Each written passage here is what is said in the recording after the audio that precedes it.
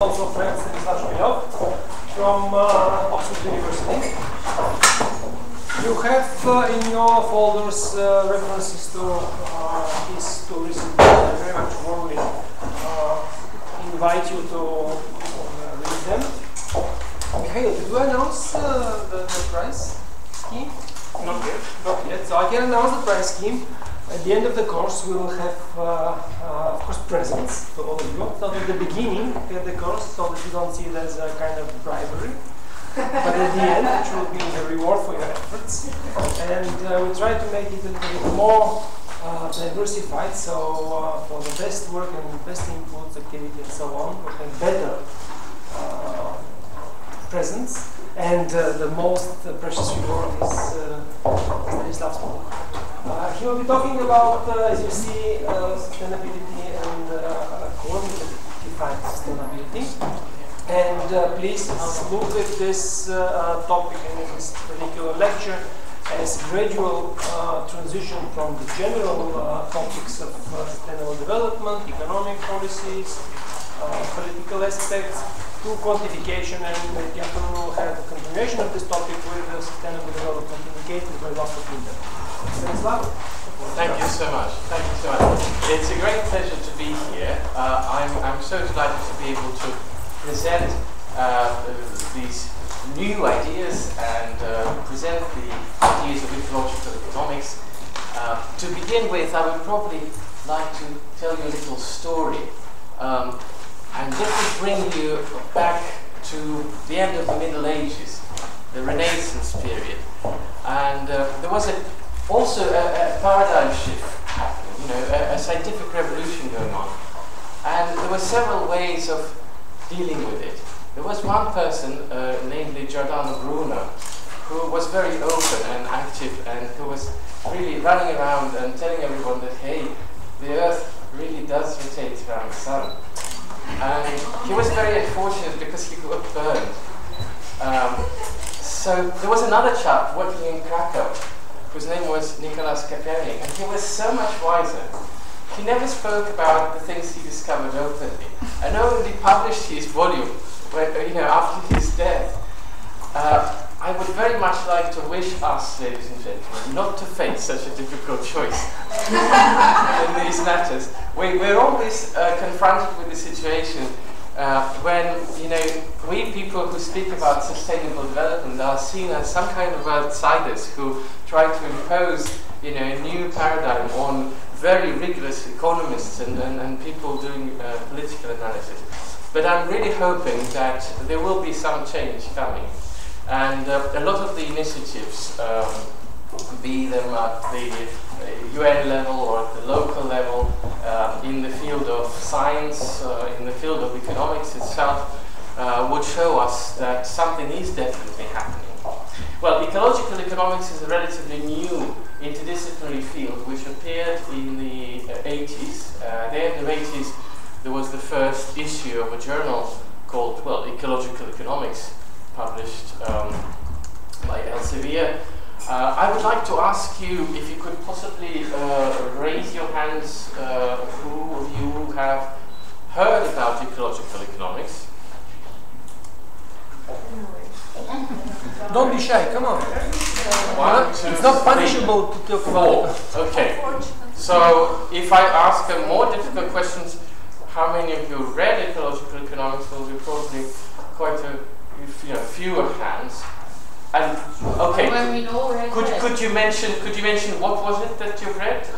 Whose book was this, or was it a paper? Was it? It was about when I was doing the footprint, when I was doing my case study. I went through it. Mm-hmm. Okay. Well, in that case, I'm very honored to be able to present to you this beautiful field. And I would say that ecological economics started really as a forum for discussion between ecologists, economists, physicists, social scientists, even psychologists, to try to come up with a new vision for how the economy should work in order to be in balance with the natural world. And I will start by giving us three major ideas, three major elements of ecological economics as I see it now. And we'll go step by step without sort of pushing it too far.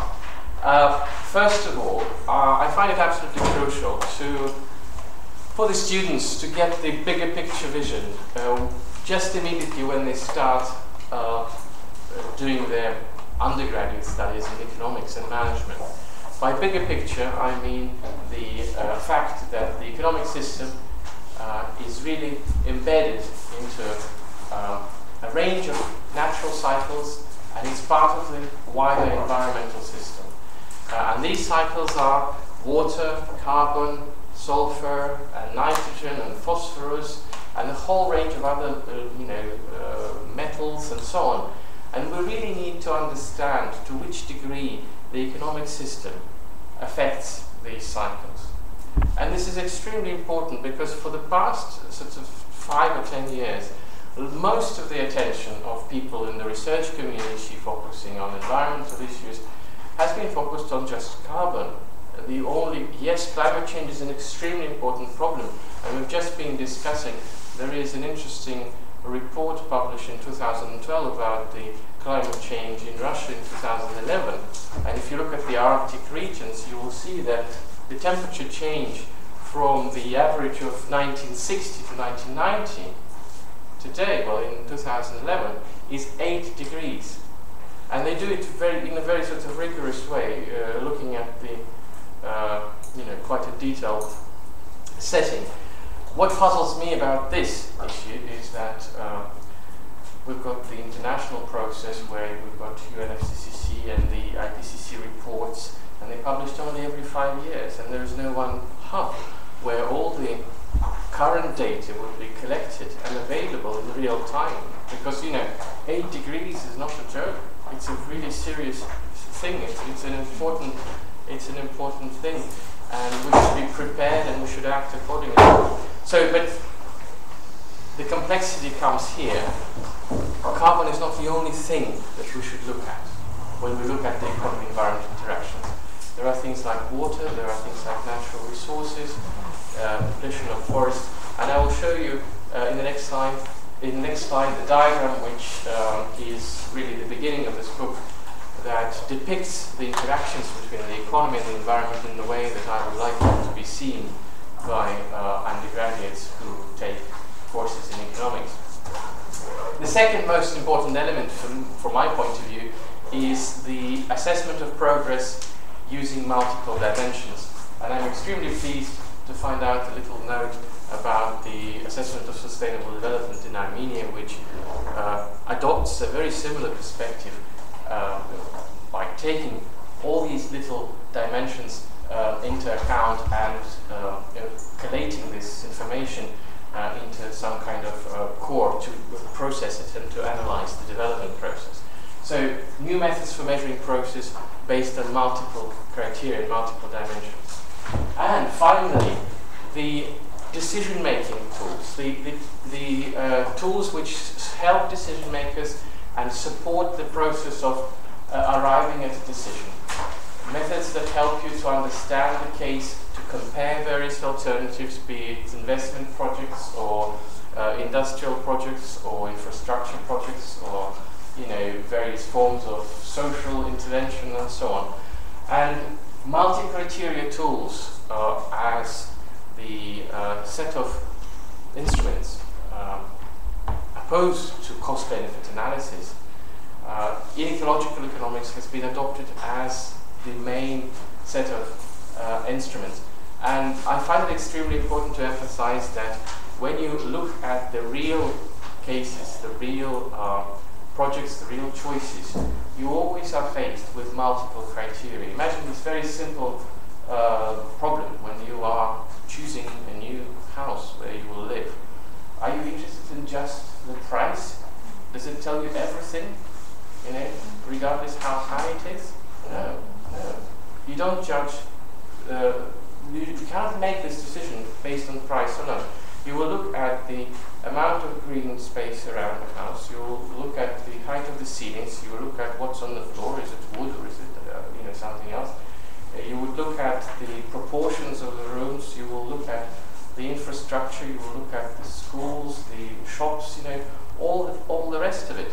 And this really means that such a simple problem gives you a new framework. This is the multi-criteria assessment framework. And if such little question of choosing a house is so complex, I don't see why we should avoid using this methodology in addressing a more complex issues, be it creation of new nature reserves or development of new high-speed railways or selection of a pool of renewable energy technologies or waste treatment options. You know, they all fall very nicely into this framework of multi-criteria decision-making. Right. So, three most important elements of ecological economics as I see them now. This is the diagram I've been talking to you about. It's a bit more complicated than the diagram you could have seen if you studied economics. In the majority of textbooks, you will find this box, which is called firms, and this box, which is called consumers. And there will be some arrows connecting them, denoting the fact that some sell their time, and some sell their products, and there are financial flows and physical flows going around them. And in the best cases, there would be also the government, and sometimes the abroad, or the foreign agents. So you could illustrate the general equation of the national accounts and so on. But the fact of the matter is that you really need to look at extra dimensions of the problem.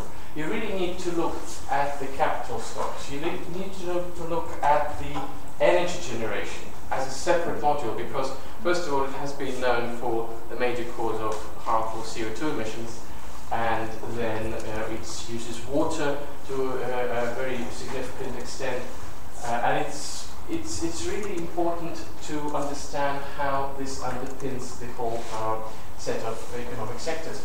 And also recycling. You know, when I was talking about the harmony between the economic system and the natural world, we should probably make reference to the notion of industrial ecology. The idea of industrial ecology is very simple.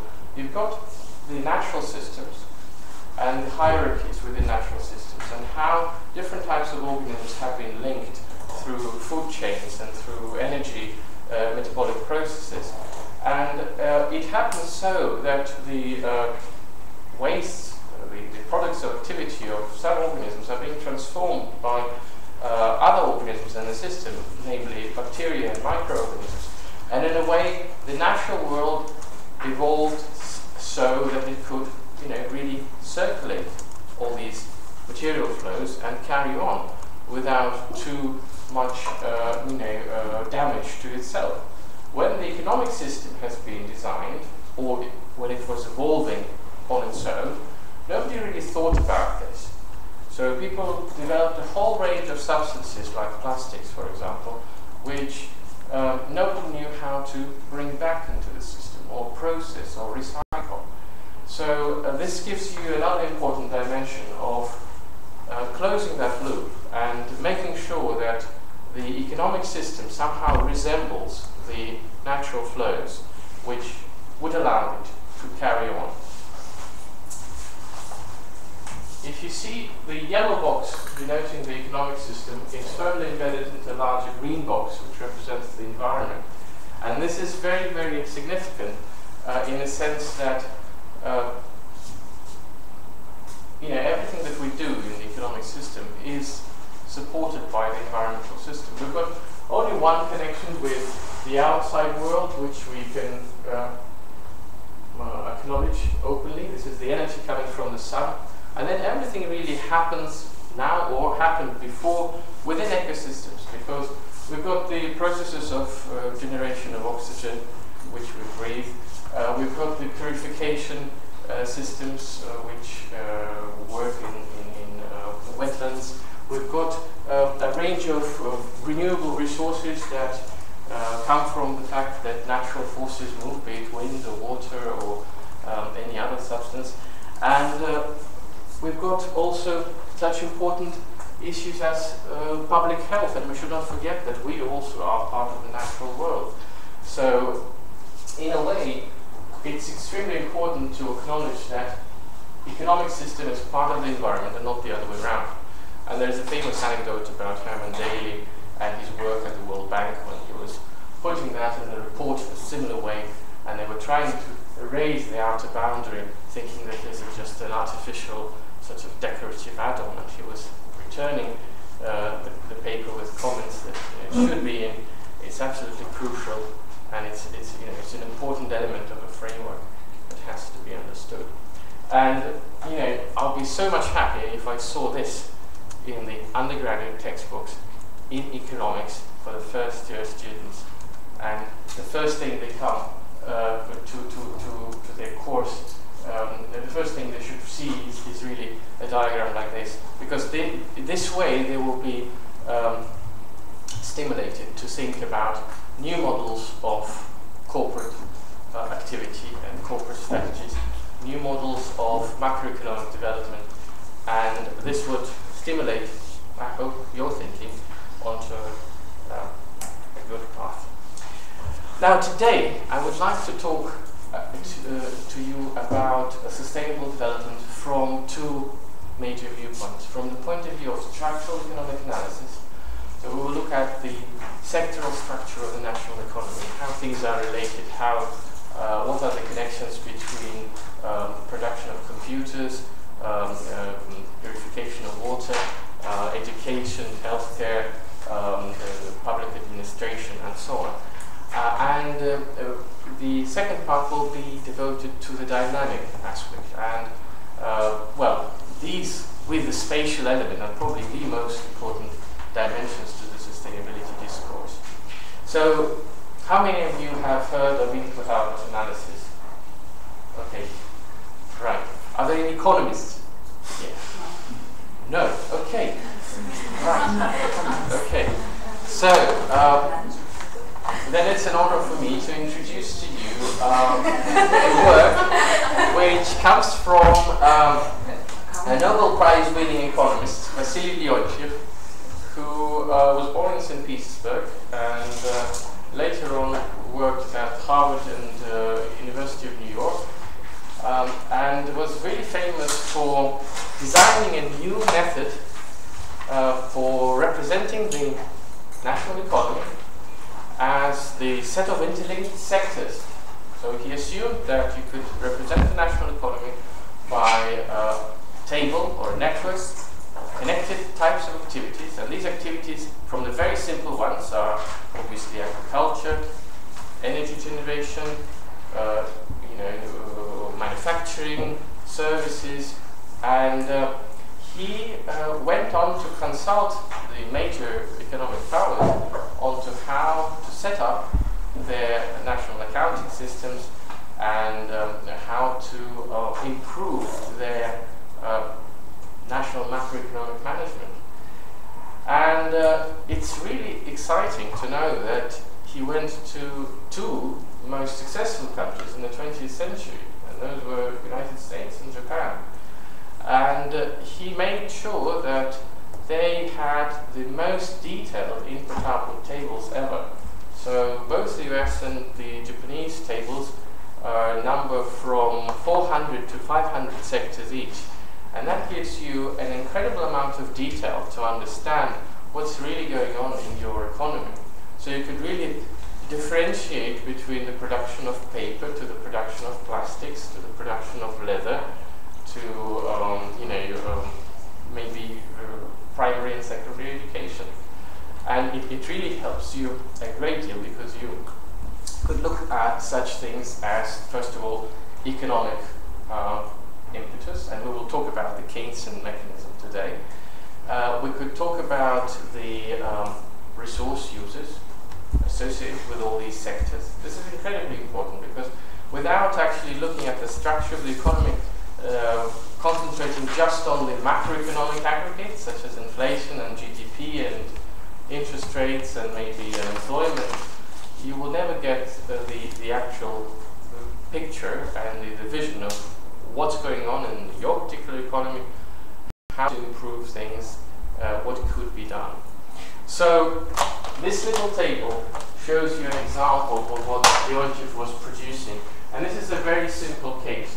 So you've got three sectors: agriculture, manufacturing, and services, here and here.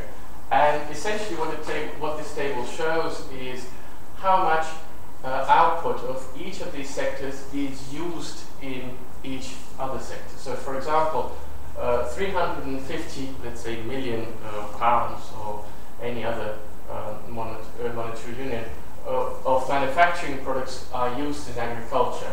And for example, 200 million pounds worth of services are used in manufacturing, and so on. This table comes with a very important column, which is called the final demand.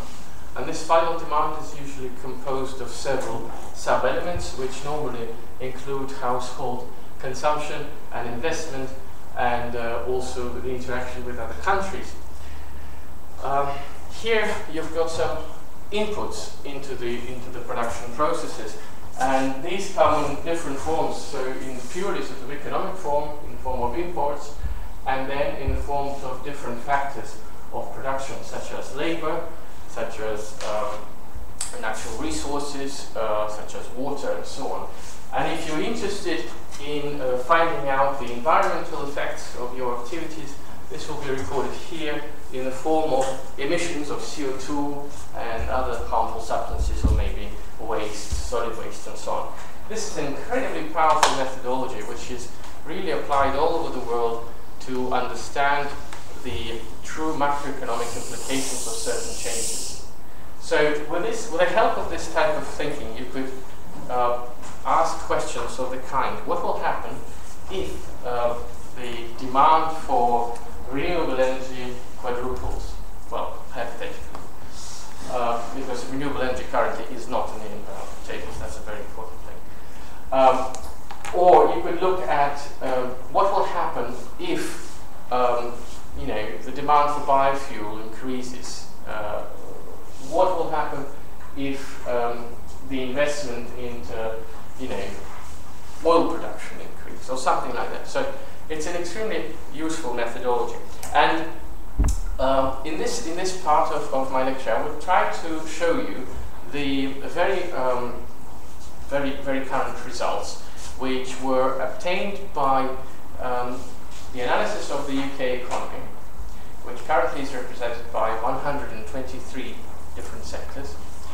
And in this analysis, this economic table was extended by a series of environmental flows, namely water coming in, and natural resources coming in, and emissions of CO2 and a few other substances going out. What's most exciting about this exercise? Well, in the 1960s, so to speak, everybody was obsessed with growth. Growth, growth, growth. So they wanted the recovery after the war. They wanted to please the consumer. They were really focusing on creating this culture of consumerism. And a lot of questions of this kind were posed. Where we need to invest? Where do we need to invest to be able to stimulate pure economic growth? And the scientists such as Hirschman and others came to the conclusion that, well, yes, you can select some sectors quite carefully, and they would provide a larger than average stimulus on the rest of the economy, which is very much in line with the idea of Keynesian multiplier and so on. So in the 60s, those sectors were, unsurprisingly, car manufacturing and construction. And those are the ones which really could push the economy forward because of these links that they have with all the other sectors. So imagine somebody invests in car manufacturing, 1 million euros or something. Then the car manufacturing business goes on to pay to the producers of engines, producers of tires, producers of electrical equipment and computers and so on. And this way, this really spreads through the whole of the economy.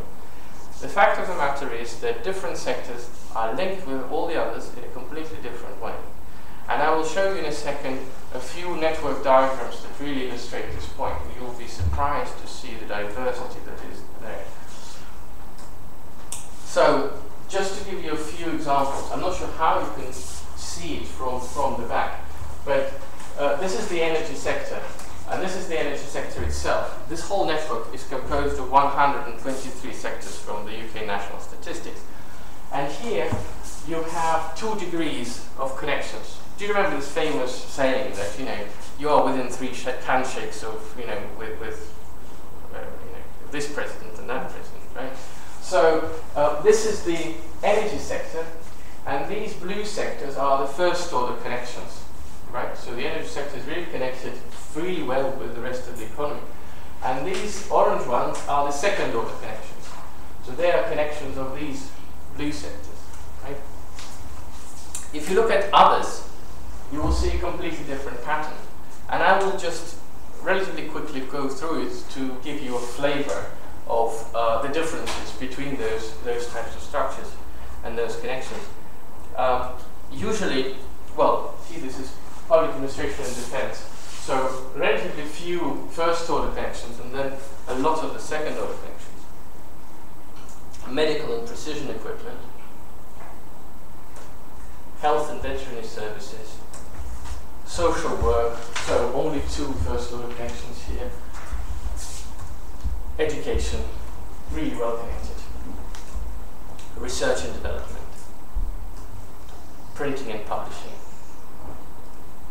What is the spread?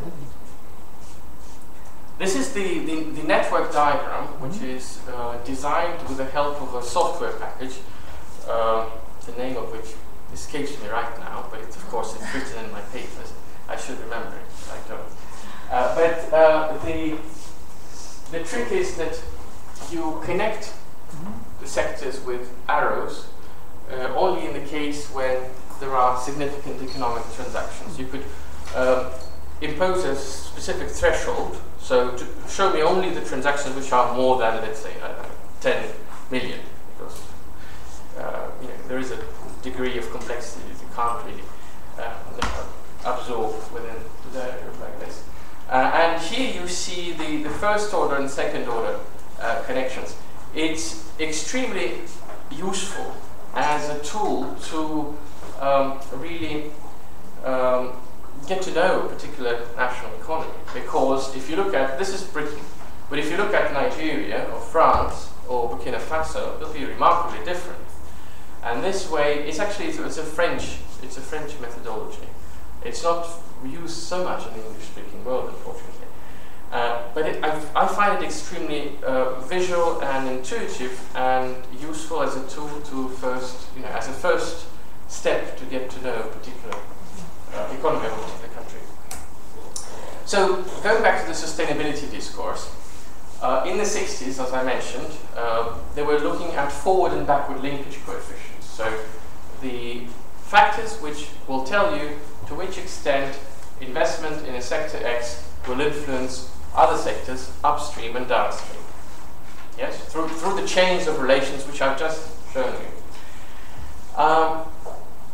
In 2003, an Australian economist called Manfred Lenson suggested to use environmentally adjusted forward and backward linkage coefficients.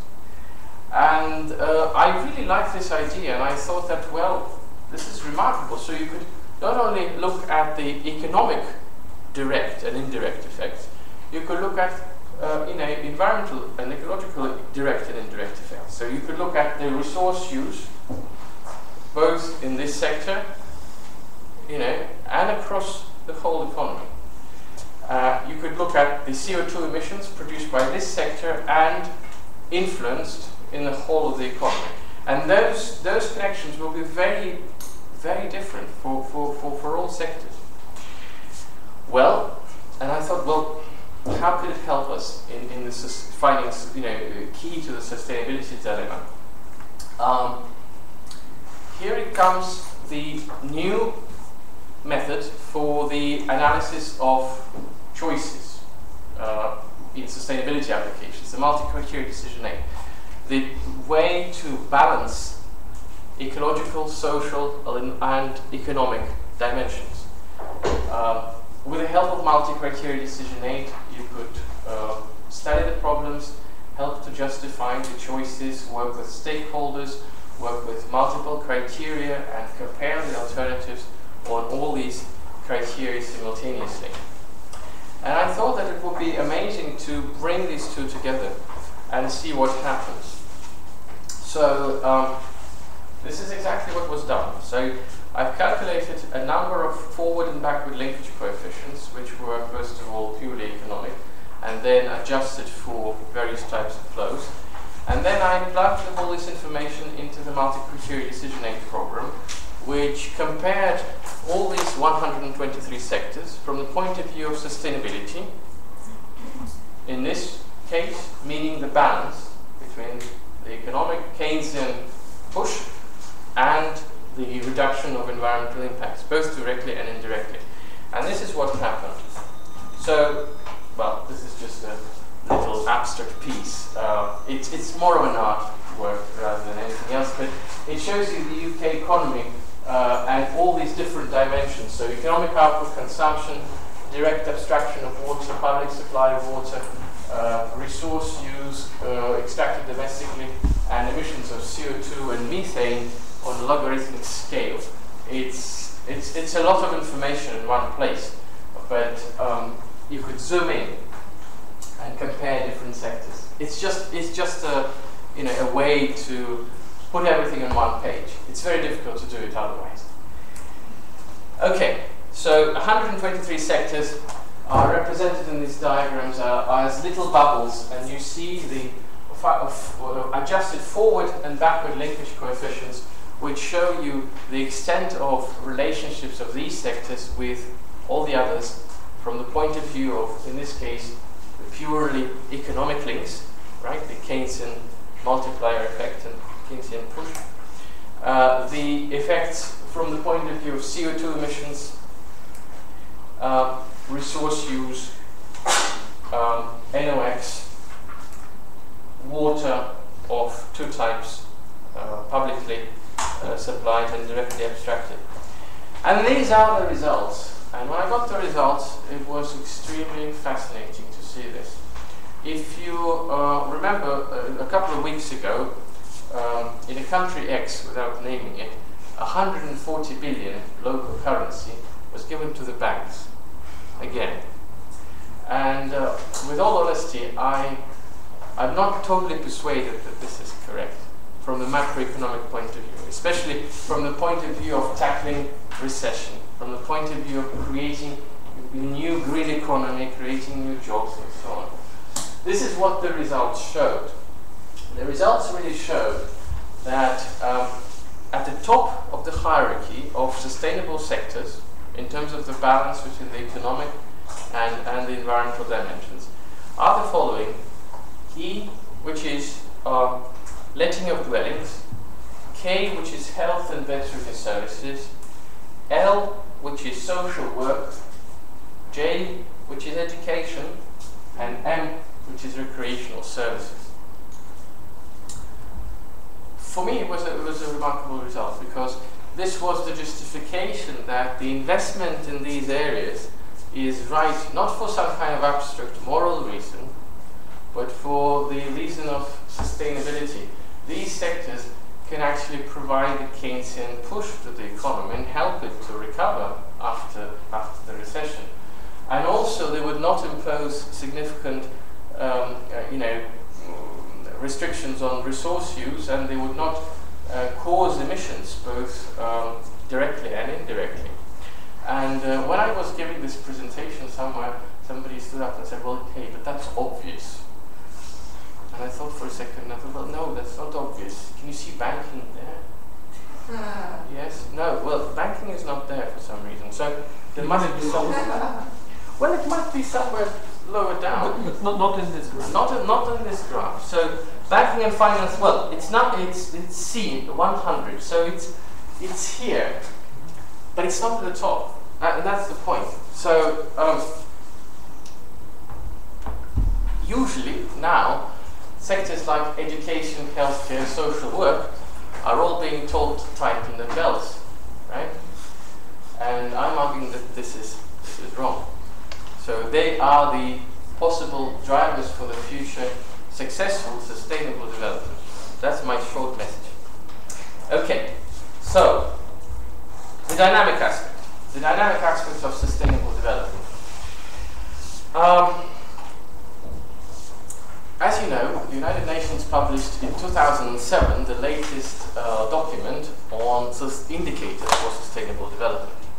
And all indicators have been classified under 14 different themes, in some way reflecting the social, environmental, and economic dimension. And within these, the following major elements were identified. So you have poverty, governance, health, education, and demographics within the social dimension. You've got the natural hazards, atmosphere, land, oceans, seas, and coast, fresh water, biodiversity in the environmental dimension, and economic development, global economic partnerships, and consumption production patterns within the economic dimension. Now I will show you something really exciting, because only a few people have seen it so far, and 80% of what I'm going to show you was seen by only one person. Guess who it was?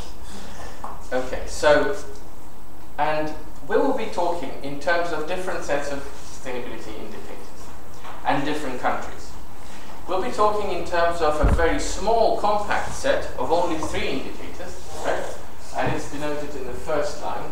Very simple. You know, you've got the social, environmental, and economic dimension. Social dimension is represented by life expectancy. Environmental dimension is represented by CO2 emissions. And economic dimension is represented by GDP per capita at the purchasing power parity. This is the simpler set. And in the cases where the data allowed us to do so, the extra dimensions were added. So for the social, unemployment and income differentiation in the form of Gini coefficient was added. In the environmental dimension, the share of renewables in the energy mix. And the economic dimension, the investment in research and development, and the total energy use per person per year.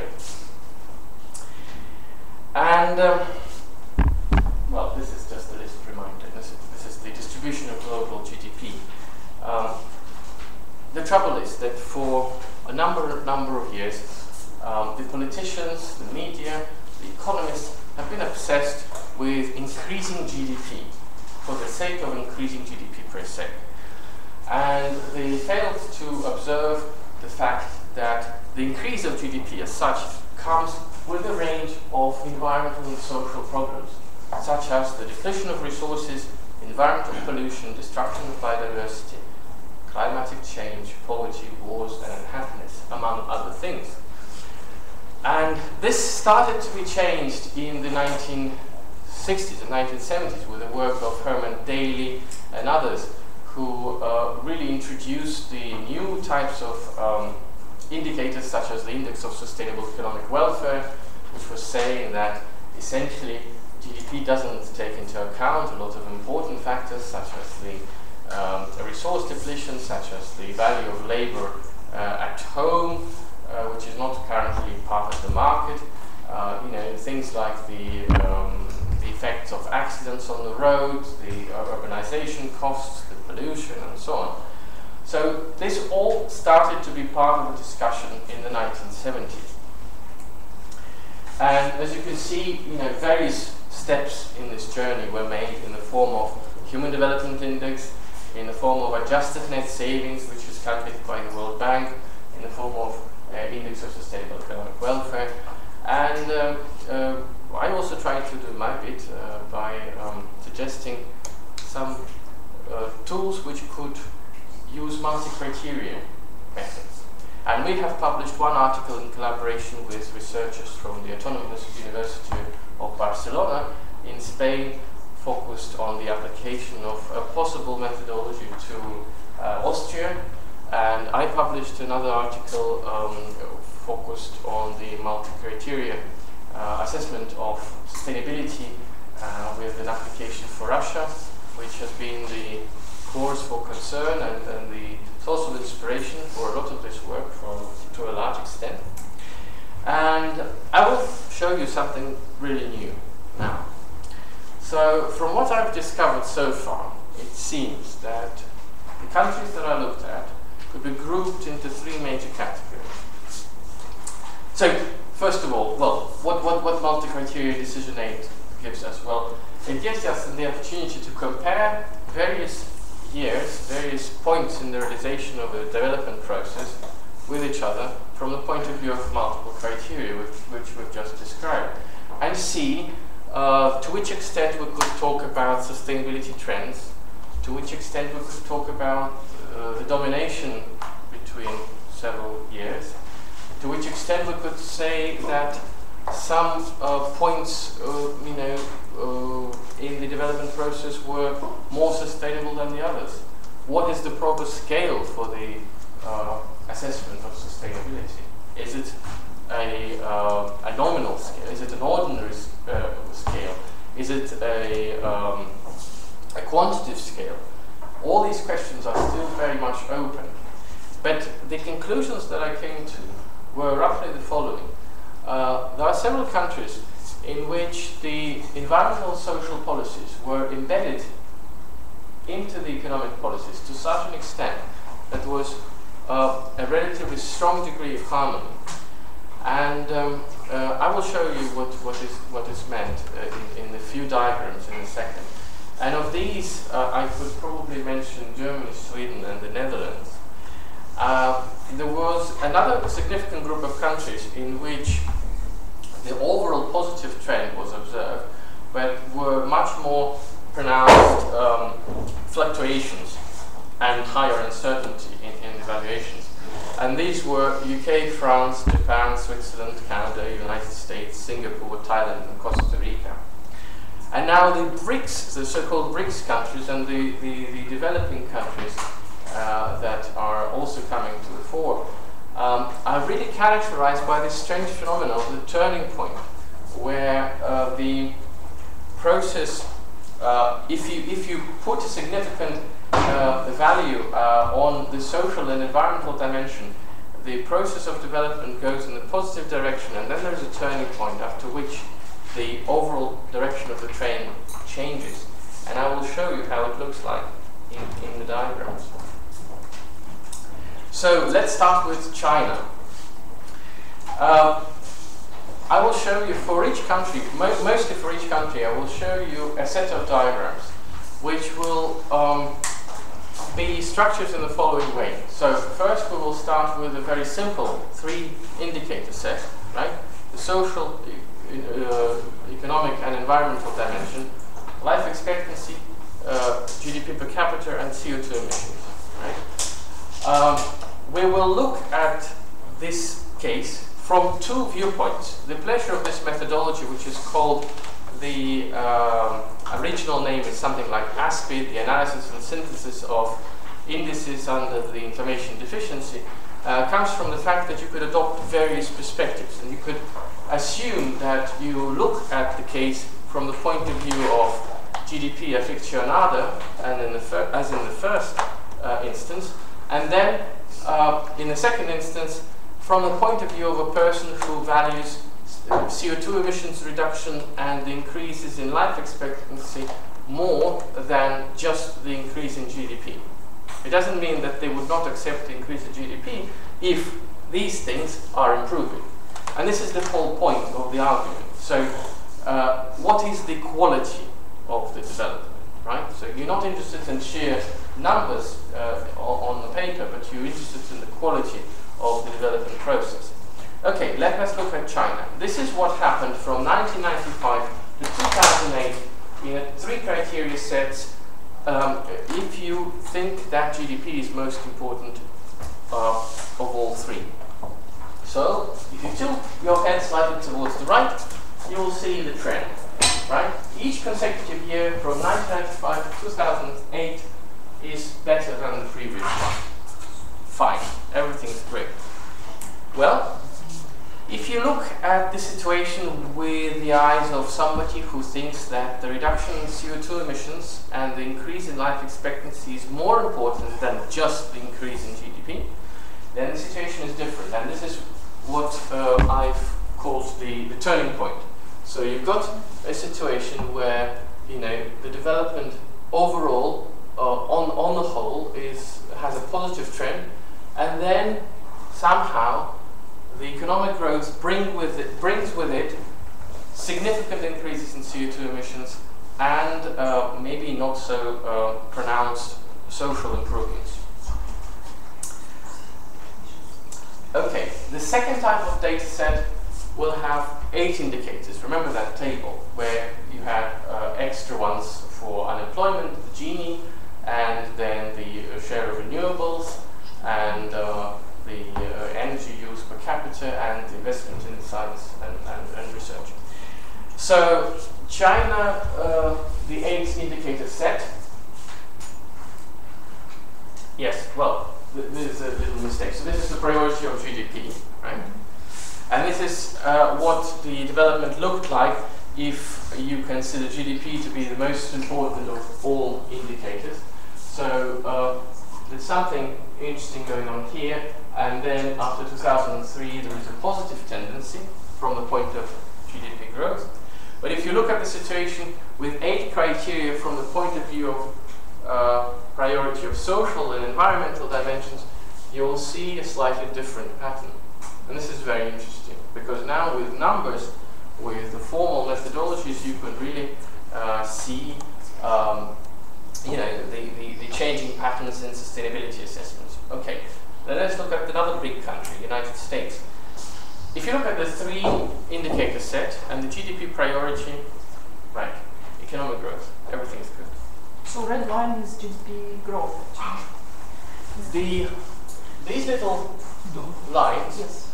these little lines denote the overall position of a year compared with all the others. This denotes the level of uncertainty, and these little things denote the probabilities of domination of one over the other. Essentially, this is the overall sustainability trend, if you like. So it's the aggregate of the 3 indicators. Being GDP per capita, purchasing power parity, CO2 emissions, and life expectancy. Right? So this is the position of a country in a given year, if you like. So you are comparing the temporal trends, looking at the situation with the eyes of different types of stakeholders, or placing emphasis on different dimensions. This is just one way of looking at it. Of course, there are many other methods, but I thought that this was very illustrative and very interesting in a way to reveal certain peculiarities about the process and the differences between countries too.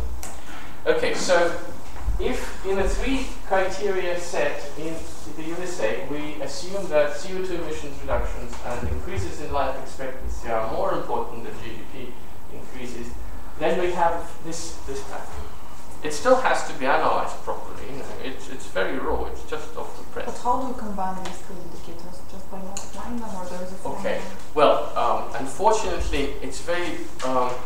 We don't have enough time to go to this in much detail. But you're very welcome to have the references to this methodology. It's published in English. It's published in peer-reviewed journals. There are books about this. It's called the Analysis and Synthesis of Indicators Under Information Deficiency, and it is one of multi-criteria decision aid tools on the par with a whole range of others. I might the diagram I showed you earlier, this network diagram, was the result of the application of another multi-criteria decision aid tool called NIADE, right? So I'll probably here.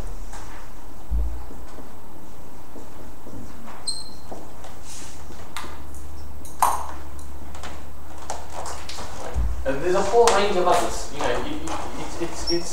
I would highly recommend to jump into the relevant chapter of this book, because it's got an enormous number of references, and you will see the origins of this field, which really emerged in France in the 1960s with a class of the methods called Electre. and all the subsequent developments that happened so far. Okay, so going back to our trends, if we look at the priority of CO2 emissions reduction and life expectancy in America, we will see that the trend has changed.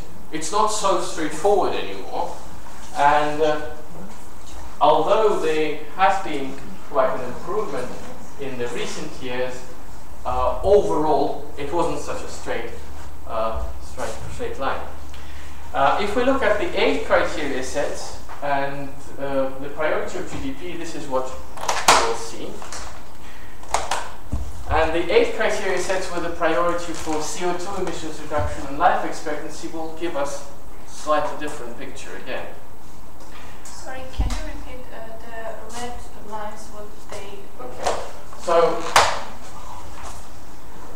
these middle points are the aggregate estimates of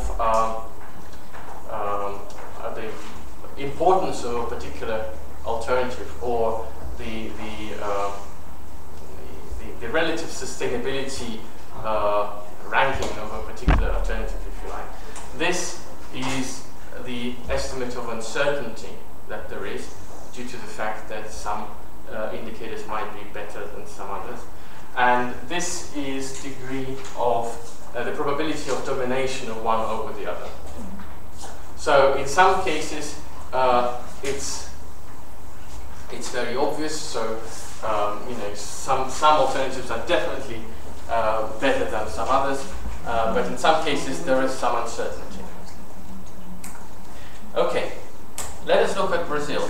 When we move to Sweden and Germany, you'll see the difference, and it's going to be quite interesting to see how they're different, because in those cases, no matter which priorities you set up, no matter whether you will say that you think GDP is more important or reduction in CO2 emissions and life expectancy increase is important, you will see a steady improving trend, which is really amazing, which really means for me that, you know, in those countries the environmental and social policies are really embedded into the economic policies to a very high degree. And the most sort of intense disbalances are really observed in the so-called BRICS countries, the new resource-intensive economies, which is also, you know, it tells us a story of some kind, doesn't it? So this is Brazil with 3 criteria from 1995 to 2008 with the priority for GDP. Again, you know, a very positive trend. But if we look at the changing structure of priorities and the emphasis on reduction in CO2 emissions and life expectancy increase, we will see some kind of a turning point in 2007, after which there is a negative trend, right? Which is rather interesting. Brazil actually shows more signs of hope than pretty much any other BRICS economy. First of all, because 80% of its energy comes from hydro sources. It had a significant program for substituting the oil-based fuels for biofuels, which is still considered to be a controversial technology, but reportedly they say that it reduces the emissions by a very significant factor.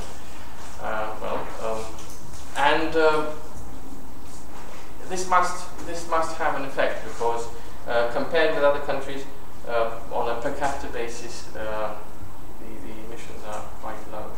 So this is what happens if we take the larger criteria set of 8 dimensions and look at the situation with the GDP priority. Again, something happening here, and then a period of economic growth. But if we change the perspective and look at what's happening, if we place the value on reduction of CO2 emissions and increased life expectancy, the story is not so obvious anymore. And although you can find you know, some kind of a general positive trend if you draw a regression line here, there will be some declining tendencies. And on the whole, if you compare the position in 95 and 2008, it will be roughly the same. Well, how much time do I have still? 5 minutes then. Okay, so let me just show you some of the more exciting countries, like Germany, where this is the situation. If this is how the assessment results look. If you take the GDP as the most important factor of all three in the three criteria assessment, then you can see that the uncertainty is much lower than in the previous cases. So the performance was much more confident, so to speak.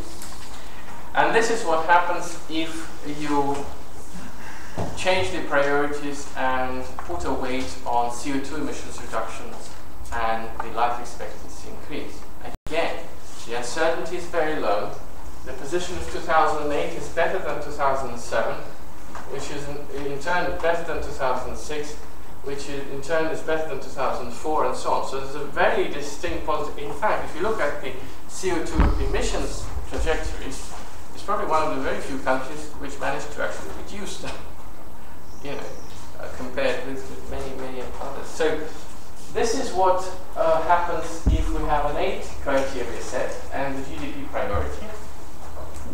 And this is what happens if we have an 8 criteria set and the priority for CO2 emissions reductions and life expectancy increase. Which I find, is an interesting result in itself, because it shows you the differences in terms of how different countries operate. Let us look at probably Japan and maybe one other not so developed country. So this is Japan, 3 criteria and the priority of GDP. And this is Japan, 3 criteria and the priority of CO2 emissions and life expectancy. And perhaps Sweden also shows a remarkable degree of integratedness, if you like, of social and environmental policies in the economic process. And maybe to finish off, I will show you the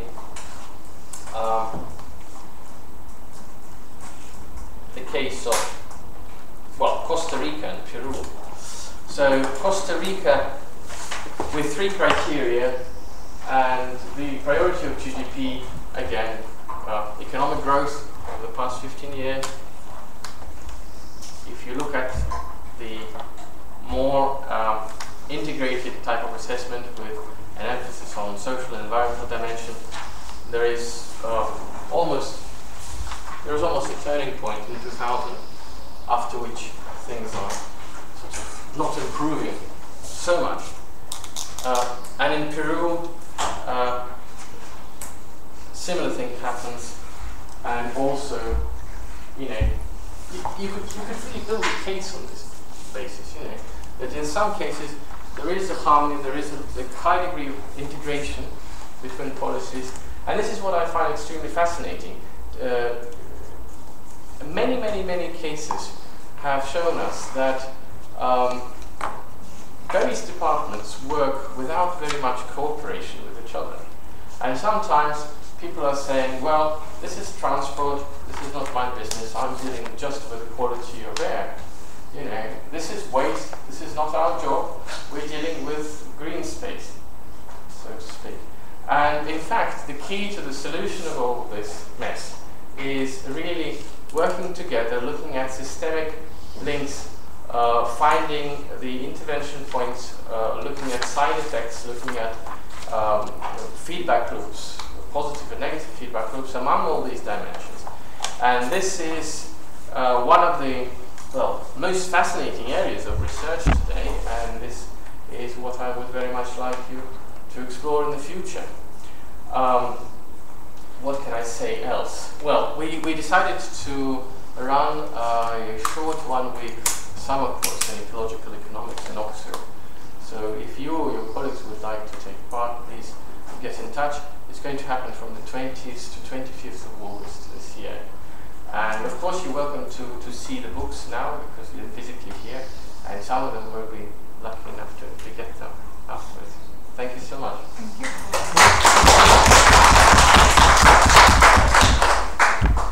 Please, questions, comments?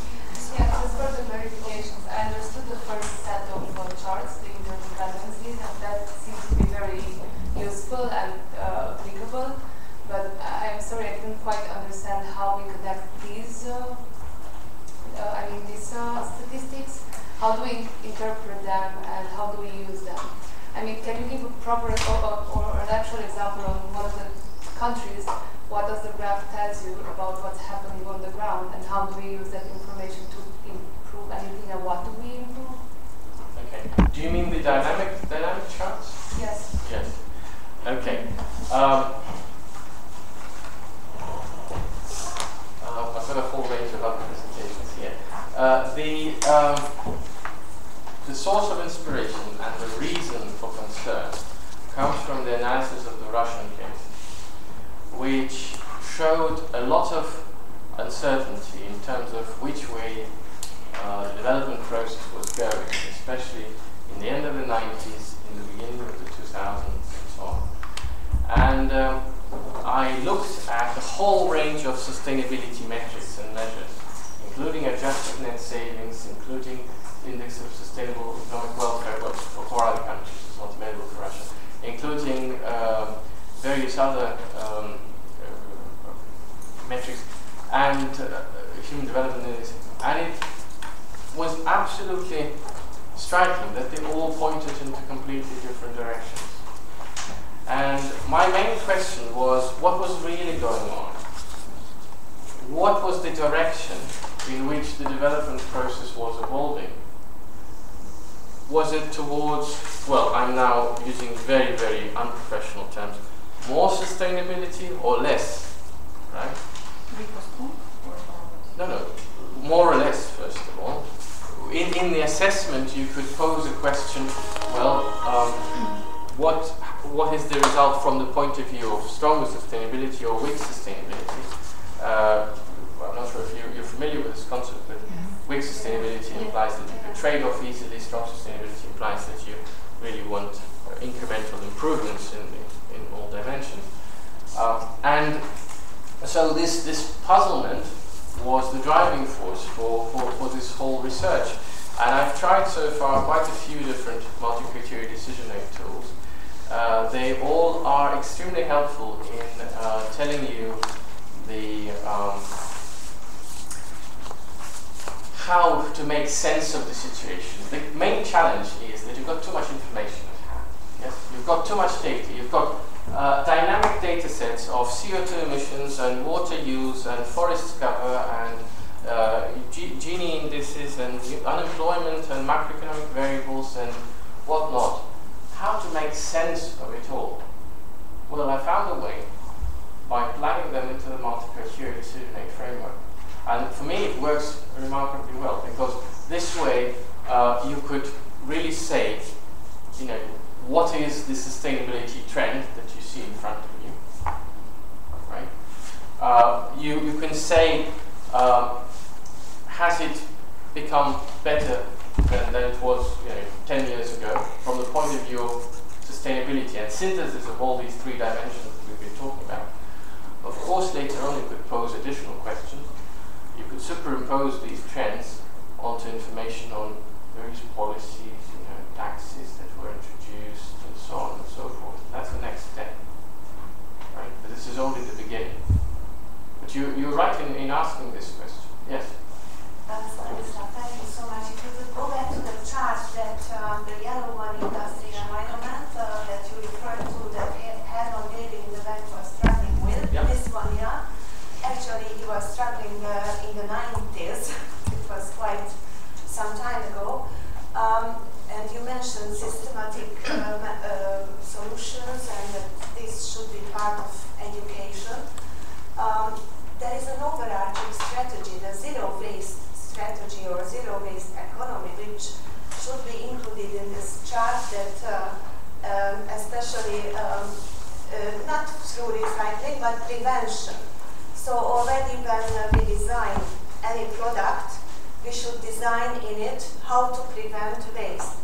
And especially that today in most of the rich countries we are living in a waste production society, and this attitude and mentality is worldwide spreading. And I mean also the cradle-to-cradle method, the input-output analysis, so how every output can automatically become input. Yes. How to put into the regulation that sites should be zero waste. And it's an overarching strategy not only regarding waste, but also regarding energy or water, anything. So if we take the meaning of the word waste, that not to waste anything, so go towards absolute resource efficiency. Right. Well, thanks very much for this question. Yes, these matters are being addressed in the field which is called industrial ecology, which draws a parallel between the natural and the economic systems and tries to find ways to make sure that the economic system resembles the natural one in these feedback loops and recycling and reusing all the materials that are being absorbed in the economic system. It's a very complex problem because we're talking about incentives, we're talking about ecological design, we're talking about the changing consumption patterns, we're talking about the changing of the whole model of the economic development. I would very much like this to happen, but you have to help, not only me, but the others as well. And it's really interesting to observe how this evolves in practical terms around the world, and what are the success stories, you know, where somebody managed to implement this. I think we should hear more success stories, really practical cases when somebody tried to implement such paradigms and instruments. There's a very famous example of one factory in Denmark which you know, is set up as a complex of different enterprises that use the outputs that are produced by certain units as inputs into other processes. Again, you know, we're talking about the set of incentives, the set of policies, the set of paradigm changes, and most importantly, from my point of view, if the economics and management students are not going to get this in the first year, there's very little likelihood that anything will change significantly in the future. Because it's amazing how much could be really changed by the redesigning of our educational system and the processes and the types of knowledge and the types of instruments that the students acquire. And you know, it's a constant uphill struggle. At the moment, I'm trying to raise £4 million to become a professor at Oxford. If you know anyone who would help, please let me know. But that seems to be the only way. You know, if I go, then nobody's going to be there to continue this. So, yes, please. Can I ask you a question? Yeah. Well, first of all, thanks a lot for this presentation. I have two questions regarding the diagram which was on the slides before this one, the sectors of the UK economy. Right. No, the one with the results, where with okay. the social work and other sectors. Yeah. Yes. Yeah. And it's still not very clear for me, how would you explain that these certain sectors appear to be on top? Because for me it's somehow maybe obvious that, or I guess that it's because these are not profit generating sectors, and these are sectors which do not actually produce any goods, so they don't really consume, I don't know, oil to produce something, so they do not pollute in the sense like manufacturers, which are obviously at the bottom. And second question, which is more interesting for me even, how would this diagram look like if we exclude the leading sectors, so we exclude their influence on how the other sectors are positioned? Yeah. Thanks very much. Well, you could definitely look at this from various viewpoints. First of all, yes, on the whole, the service sectors tend to be less polluting and less resource demanding than the manufacturing ones. But within the service sectors, it's not obvious at all, which one is most sustainable. And within industries even, people don't usually know what are the relative effects of the activity of a certain sector. And what would be even more exciting would be to include the employment factors, right? Because especially at the time of economic crisis, you would be interested to see how much employment, both directly and, which is more importantly, indirectly, could some of your investment generate, right? So in that sense, I find this methodology very, very appealing. And of course, you can look at different strata. So you can look at just services, you could look at just industries, you could look just at primary sectors, and by incorporating, these dimensions, and by adding on the employment factors, for example, you would really be able to build a very compelling and persuasive case that yes, you should really invest in research and development. You should really, it's not right to say that hey, we're in an economic crisis. Okay, so we're not going to do any fundamental research, or we're not going to support the health system. In the 1940s in Britain, when the health system was introduced in the 1950s and later on, it was done allegedly upon the advice of Keynes. And he was saying that the country needed a major project to be able to stimulate its economic activity and pay its foreign debt, which it managed to do wonderfully by the 1970s. So I think there is a case here.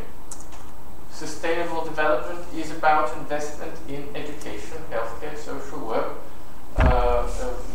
research, and letting of dwellings is here because it doesn't imply construction. So it's the use of existing buildings, and again, it's very low impact, but could be made even better because at the moment in many countries the insulation levels are very poor. The energy use is very high. And there's huge potential to improve the housing stock and make sure that we live in passive houses or zero emissions houses. Thank you. Yes, please.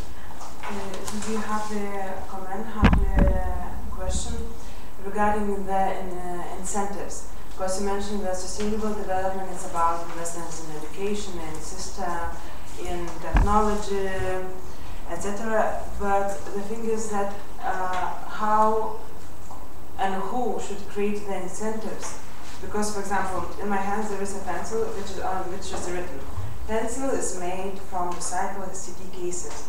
What shows very simple and very super simple, example, that the technology is available at a certain extent.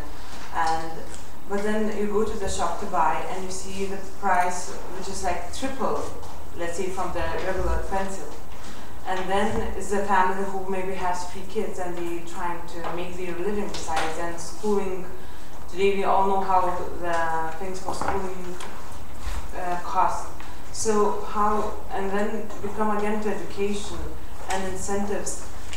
And I understand this lack of investments and lack of understanding and thinking in long term, or what we can relate with the lecture before. But how then and who should encourage these incentives? That we saw that it's actually not the case that the subsidies can help, but what to do for people who want to try to make their living now and not in 2 years. Right. Right. Thank you very much. Well, the answer to your question is really twofold. Well, because you have 2 questions on the education.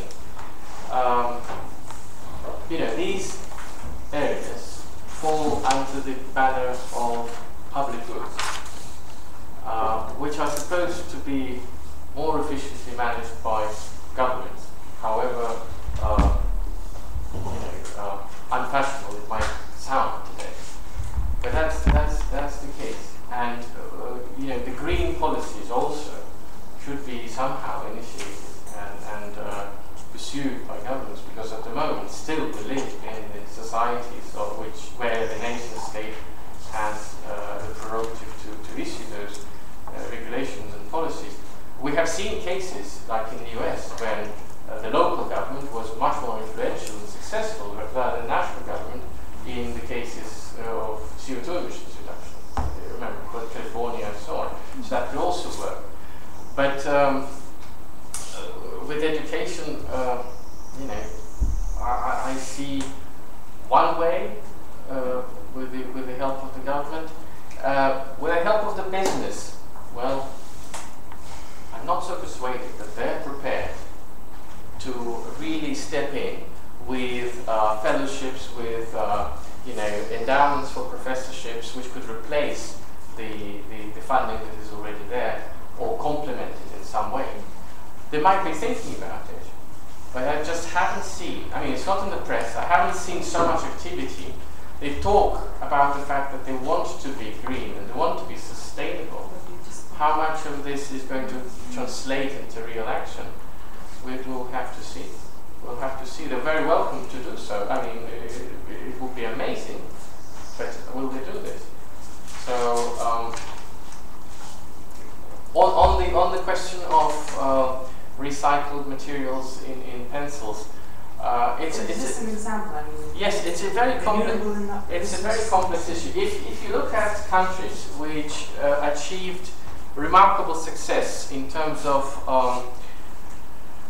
recycling rates of 60 and 70%. These are Austria, the Netherlands, and countries like that. Well, not only they are educated, they also have implemented the right policies. So their landfill taxes were at the level of about 80 to 100 euros recently. And this development from the level of 2, 3, 5, 10 over the course of the last 10 or 15 years played a huge role in making sure that, you know, this price mechanism is adjusted in some way. This is not all of the solution, but it's definitely part of the solution. So yes, taxes on resource inputs, taxes on emissions, rather than taxes on value added, because usually you get less of what you know place a tax on. If you place a lot of tax on value added, you'll get less of productive work and useful thing. If you tax resource inputs, you will have a more resource efficient economy.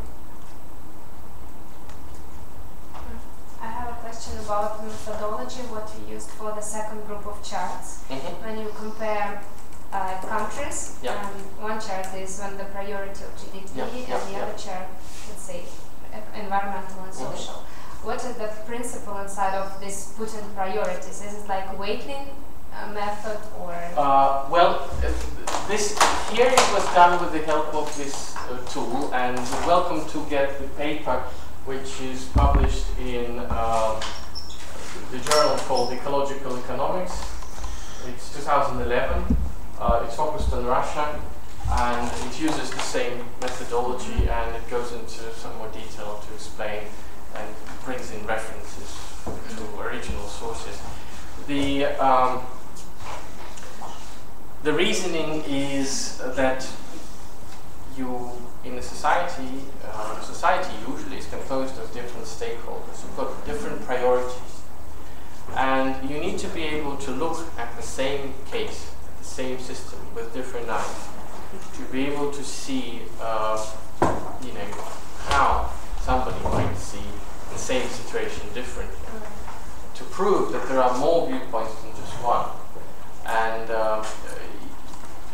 you have seen that, in fact, I was right.